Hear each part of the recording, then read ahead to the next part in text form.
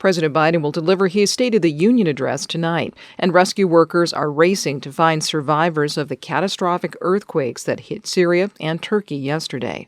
A warning, some of these images may be hard to view. Good morning. I'm Corva Coleman from NPR News, and here are today's top stories. Thousands of rescue workers in Turkey and Syria are racing to try to find earthquake survivors. Many victims are trapped in the rubble of hundreds of buildings destroyed by yesterday's tremor and hundreds of aftershocks. NPR's Rob Schmitz reports from Istanbul. Freezing winter temperatures, snow, and dozens of aftershocks are hampering efforts by more than 20,000 rescue workers as they search for survivors throughout the affected region. By midday in Turkey, the death toll from the quake surpassed 5,000 people, with more than 4 times that injured from the quake and its aftershocks. The World Health Organization warns the final death toll from the two countries could surpass 20,000. Dozens of countries, including the U.S., have dispatched search and rescue teams to Turkey. In Syria, the head of the Arab Red Crescent urged countries to lift their sanctions on the country and deliver the heavy equipment needed to rescue people. Rob Schmitz, NPR News, Istanbul. President Biden delivers the State of the Union tonight. The primetime speech gives Biden the chance to make a case for himself to a broad audience ahead of an expected announcement that he's running for a second term. NPR's Scott Detrow has more. Returning to the White House on Marine One after a long weekend of speech prep at Camp David, Biden told reporters he views the speech as a conversation with the American people. It will come as Biden sees momentum from a stronger-than-expected economy with low unemployment and cooling inflation. But Biden also faces challenges. A Republican-controlled House is launching investigations and threatening a standoff over the debt ceiling. And the Department of Justice is still investigating classified documents found at his home and private office.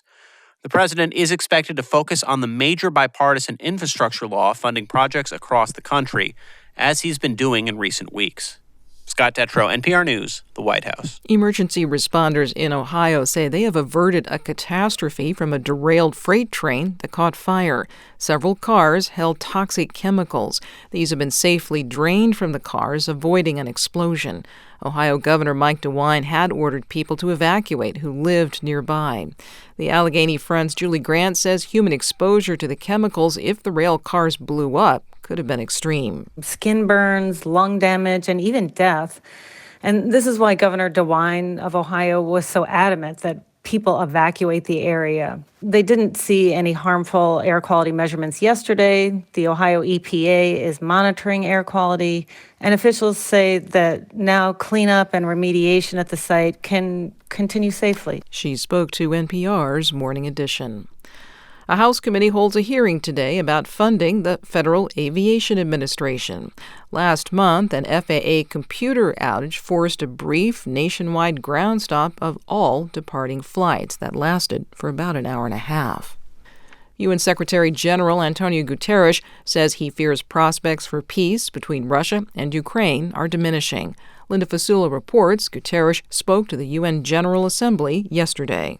UN Secretary General Antonio Guterres stressed he thought the chances of further escalation and bloodshed in the Russia-Ukraine war keep growing. And the world, he said, is walking into a wider war with, quote, its eyes wide open. Meanwhile, the UN's humanitarian chief, Martin Griffiths, told Security Council members that aid workers are doing their best to help Ukrainians and have reached nearly 16 million people.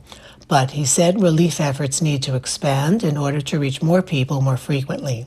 Griffith said he will launch a $3.9 billion appeal later this month. Some 650 humanitarian organizations are currently working across Ukraine. For NPR News, I'm Linda Fasula in New York. I'm Corva Coleman, NPR News.